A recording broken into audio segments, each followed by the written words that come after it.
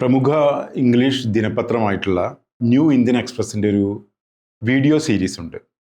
അത് express dialogue എന്നാണ് ആ സീരീസിൻ്റെ പേര്. 5-6 മാധ്യമപ്രവർത്തകർ ചുറ്റും കൂടി ഇരുന്ന് ഒരാളെ ഇൻ്റർവ്യൂ ചെയ്യുക എന്നുള്ളതാണ് അതിൻ്റെ ഒരു രീതി. അങ്ങനെ ധാരാളം ഇൻ്റർവ്യൂസ് അവർ ഇതിന് മുൻപും ചെയ്തിട്ടുണ്ട്. അങ്ങനെ ഒരു ഇൻ്റർവ്യൂ കഴിഞ്ഞ ദിവസം അവർ പുറത്തു വിട്ടിരുന്നു. ജയിൽ അല്ല ശിക്ഷ, ജയിലിലേക്ക് വരുന്നതാണ് ശിക്ഷ. അതാണ് ആ വീഡിയോൻ്റെ ശീർഷകം. അവർ ഇൻ്റർവ്യൂ ചെയ്തത് നേരത്തെ വിയ്യൂർ സെൻട്രൽ ജയിലിൽ ജോലി ചെയ്തിരുന്ന അവിടുത്തെ മേധാവിയായിരുന്ന കെ അനിൽകുമാർ. അദ്ദേഹത്തെ ഒരു ഇൻ്റർവ്യൂ ആണ് കഴിഞ്ഞ ദിവസം പുറത്തുവിട്ടത്. മാധ്യമപ്രവർത്തകരുടെ ചോദ്യങ്ങൾ കേട്ട് കഴിഞ്ഞാൽ സാധാരണ വളരെ കോമൺ സെൻസിൽ ആളുകൾ സംസാരിക്കുന്ന അതേ തരത്തിലുള്ള ചോദ്യങ്ങളാണ് മാധ്യമപ്രവർത്തകർ ചോദിച്ചുകൊണ്ടിരിക്കുന്നത്. അതായത് ജയിലിൽ കൊടുക്കുന്ന ആഹാരത്തെക്കുറിച്ച്, അവിടെ കൊടുക്കുന്ന ട്രീറ്റ്മെൻറ്റിനെ കുറിച്ച്, അവർക്ക് ലഭിക്കുന്ന സുഖസൗകര്യങ്ങളെക്കുറിച്ച്, ഇങ്ങനെ ഒരുപാട് വേവലാതികൾ മാധ്യമപ്രവർത്തകർ പറയുന്നുണ്ട്. ഗോവിന്ദചാമി ആദ്യഘട്ടത്തിൽ പോകുമ്പോൾ ശരീരം, അതിനുശേഷം അദ്ദേഹത്തിൻ്റെ ചിത്രങ്ങൾ പുറത്തു വരുമ്പോൾ അതിൽ കാണുന്ന ശരീരപുഷ്ടി, ഇതൊക്കെ അവർ വിവരിക്കുന്നുണ്ട്. അതിൽ അവർ അസ്വസ്ഥരാണ്. അങ്ങനെ അതുപോലെ തടവുകാർക്ക് വേതനം കൊടുക്കുന്നതിനെ കുറിച്ച് അവർക്ക് ചില വേവലാതികളുണ്ട്. അവർക്ക് ഭക്ഷണം കൊടുക്കുന്ന മെനുവിനെ കുറിച്ചുള്ള വേവലാതികളുണ്ട്. അങ്ങനെ പല വേവലാതികൾ ഈ മാധ്യമപ്രവർത്തകർ ഉന്നയിക്കുന്നുണ്ട്. അതായത് സാധാരണഗതിയിൽ നമ്മൾ പൊതുജനങ്ങളിൽ നിന്ന് കണ്ടുവരുന്ന തരത്തിലുള്ള ജയിലുകളെ കുറിച്ചുള്ള എല്ലാതരം മുൻവിധികളോടുള്ള ചോദ്യങ്ങളാണ് മാധ്യമപ്രവർത്തകർ ചോദിക്കുന്നത്.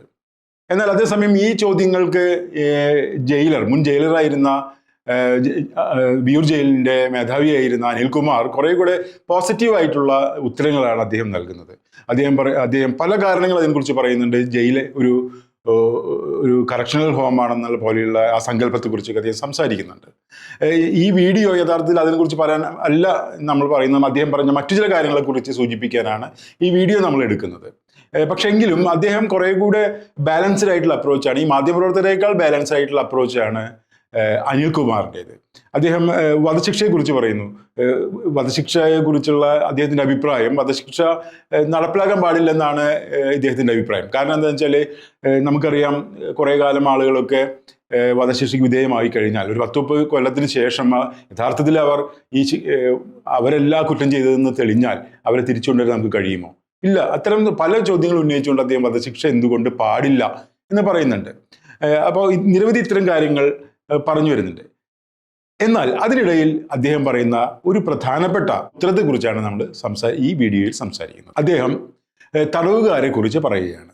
മാവോയിസ്റ്റ് തടവുകാരെയും മുസ്ലിം തടവുകാരെയും തമ്മിൽ അദ്ദേഹം വേർതിരിക്കുന്നുണ്ട്. അപ്പോൾ മാവോയിസ്റ്റ് തടവുകാരെ യഥാർത്ഥത്തിൽ ഒരു സാധാരണ ഒരു ലെസർ ഇവിലാണെന്നുള്ള വാക്കാണ് അദ്ദേഹം ഉപയോഗിക്കുന്നത്. എങ്കിൽ പോലും അദ്ദേഹം ഒട്ടൊക്കെ ബഹുമാനത്തിൽ കൂടിയാണ് സംസാരിക്കുന്നത്. ആ ബഹുമാനം ഇതാണ്: അവിടെ ചോദിക്കുന്ന ചോദ്യങ്ങൾക്കൊന്നും നമുക്ക് മറുപടി പറയാൻ കഴിയില്ല. അവർ പല ചോദ്യങ്ങൾ ചോദിക്കുന്നു. നമുക്കറിയാമല്ലോ, നാട്ടിൽ മുഴുവൻ പലതരത്തിലുള്ള അട്രോസിറ്റീസ് നടക്കുന്നുണ്ട്. ആദിവാസി മേഖലയിൽ നടക്കുന്നുണ്ട്, ദളിത് പീഡനങ്ങൾ നടക്കുന്നുണ്ട്, പല പതിതരായ മനുഷ്യർക്കെതിരെയുള്ള ആക്രമണങ്ങൾ നടക്കുന്നുണ്ട്.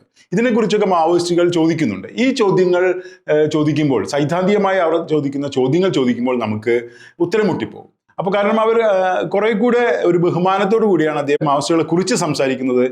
രൂപേഷിനെ കുറിച്ച് സംസാരിക്കുന്നുണ്ട്. രൂപേഷ് എങ്ങനെയാണ് ഇടപെട്ടതിനെ കുറിച്ചൊക്കെ സംസാരിക്കുന്നുണ്ട്. അതിന് നല്ല കാര്യമാണ്. പക്ഷേ അതിനുശേഷം അദ്ദേഹം തീവ്രവാദികളും ഭീകരവാദികളായ ചില ആളുകളെ കുറിച്ച് സംസാരിക്കുകയാണ്. അതിനെക്കുറിച്ച് ഇങ്ങനെയാണ് അദ്ദേഹം പറയുന്നത്: അവർ പഴയ പോലെയല്ല. ഈ ആളുകൾ അവിടേക്ക് വരുന്ന മൊത്തം ആ വിഭാഗങ്ങളെ, മൊത്തം ജയിലിനെ തന്നെ അപകടത്തിലാക്കുന്ന ചില ആളുകളുണ്ട്. ഈ ആളുകൾ മുസ്ലിം തടവുകാരാണ്. മുസ്ലിം എന്ന വാക്ക് അദ്ദേഹം ഉപയോഗിക്കുന്നില്ല. അദ്ദേഹം പറയുന്നത് ഇപ്പോഴും അവർ ഹൂറികളെയും നദികളെയും സ്വപ്നം കാണുന്ന ആളുകളാണ്.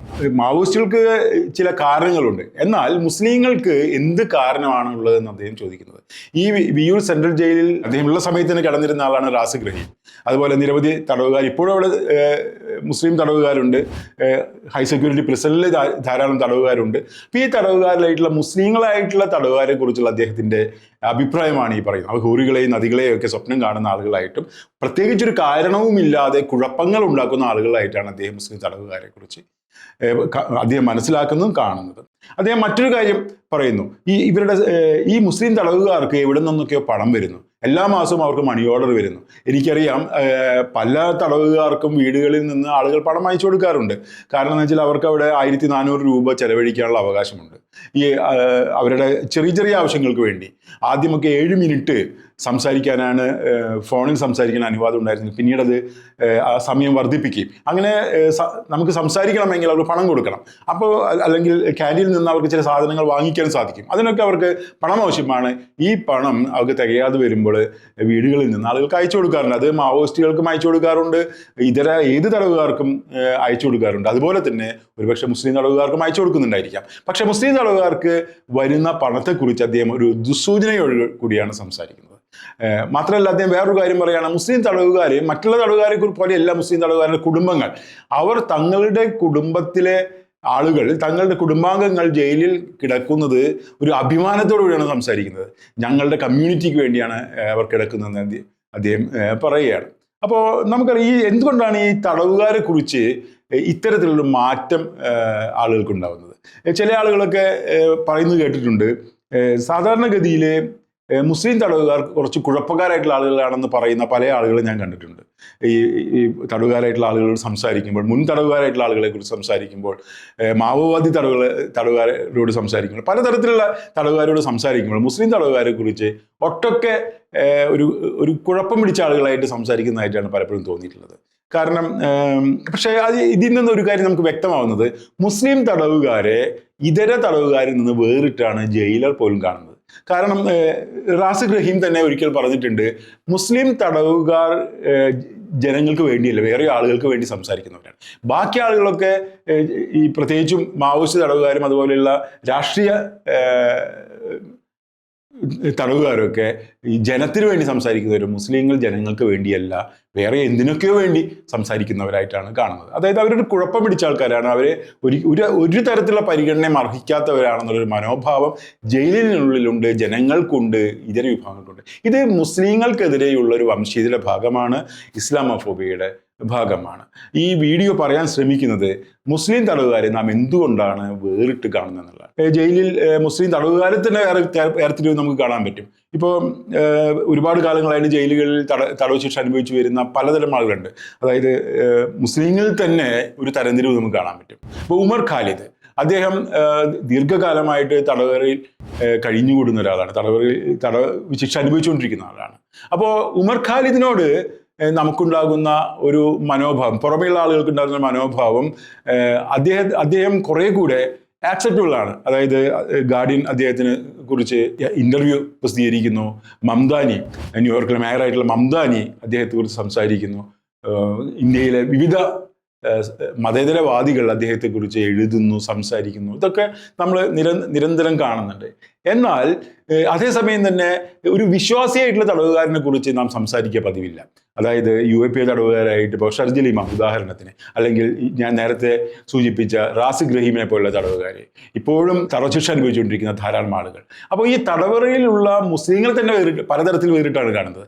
വിശ്വാസിയായിട്ടുള്ളൊരു മുസ്ലിമിനെ കാണുന്ന പോലെയല്ല അവിശ്വാസിയായിട്ടുള്ള മുസ്ലിമിനെ കാണുന്നത്. ഒരു സെക്കുലർ മുസ്ലിമിനെ കാണുന്ന പോലെയല്ല ഇവരുടെ കാഴ്ചപ്പാടിൽ സെക്കുലർ അല്ലാത്ത ഒരു മുസ്ലിമിനെ കാണുന്നത്. അതാണ് ഞാൻ നേരത്തെ ഷർജിൽ ഇമാമിൻ്റെയും അതുപോലെ തന്നെ ഉമർ ഖാലിദിൻ്റെയും ട്രീറ്റ് എന്നുള്ള വ്യത്യാസത്തെക്കുറിച്ച്. ഉമർ ഖാലിദിനെ മോശമായി പറയുന്നതിന് വേണ്ടിയല്ല ഈ പറയുന്നത്, മറിച്ച് നമുക്ക് മുസ്ലിം തടവുകാരെ മറ്റിതര തടവുകാരെ നാം വേറിട്ട് കാണുന്നുണ്ട്, അതുപോലെ തന്നെ മുസ്ലിം തടവുകാരെ തന്നെ നാം വേറിട്ടാണ് കാണുന്നത് എന്നും ഇതിൽ ഒരു അനീതിയുണ്ട്. ഈ അനീതി ഒരു ഇസ്ലാമോഫോബിയുടെ ഭാഗമാണ് എന്നുകൂടിയാണ് പറയുന്നത്. ഇന്ത്യൻ എക്സ്പ്രസിൻ്റെ വീഡിയോയിലേക്ക് തിരിച്ചു വന്നു കഴിഞ്ഞാൽ ഈ അനിൽകുമാർ മുന്നോട്ട് വയ്ക്കുന്ന ഒരു തടവുകാരോട് കാണിക്കുന്ന ഒരു സോഫ്റ്റ് കോർണർ പോലും, തടവുകാരോട് കാണിക്കുന്ന ഒരു അനുഭാവം പോലും മാധ്യമപ്രവർത്തകർക്ക് ഇല്ലാതായിട്ടും കാണാൻ പറ്റും. അതേസമയം അനിൽകുമാർ തന്നെ അദ്ദേഹം ജോലി ചെയ്തിരുന്ന ഈ തടവറയിലെ വിവിധ ആളുകളെ വ്യത്യസ്ത രീതിയിൽ നോക്കിക്കാണുന്നതും പലതരത്തിൽ തരംതിരിച്ച് കാണുന്നതും നമുക്ക് കാണാൻ പറ്റും. അപ്പോൾ ഇസ്ലാമോഫോബിയ എന്ന് പറയുന്നത് പുറത്ത് മാത്രമല്ല, അത് തടവറയ്ക്കുള്ളിലുള്ള അനുഭവങ്ങളിൽ കൂടി പ്രകാശിപ്പിക്കപ്പെടുന്നുണ്ടെന്ന് മാത്രമാണ് ഈ വീഡിയോയിൽ പറയാൻ ശ്രമിക്കുന്നത്.